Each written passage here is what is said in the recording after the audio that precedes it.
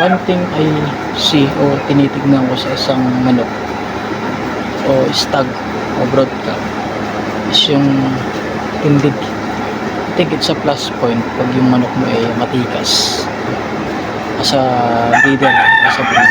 So tignan nyo itong isang manok na ito. Tignan mo siya.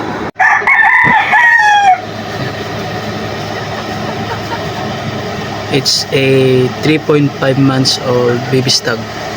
So early cording to kasi nagdukutan silang dalawa. Ayun. Yung isa na yan. Yan. Nagdukutan silang dalawa. So early cording ko to. Ayun, okay. Galis ko sa mata. So tingin ko it's a plus point, no, pag yung manok natin ay matikas. So may yabang, sabihin na natin na ganun, may yabang. So sana magamit niya rin yan sa ruweda, no? So good luck sa ating mga boss, good luck sa breeding natin, good luck sa mga laban natin mga boss. Thank you.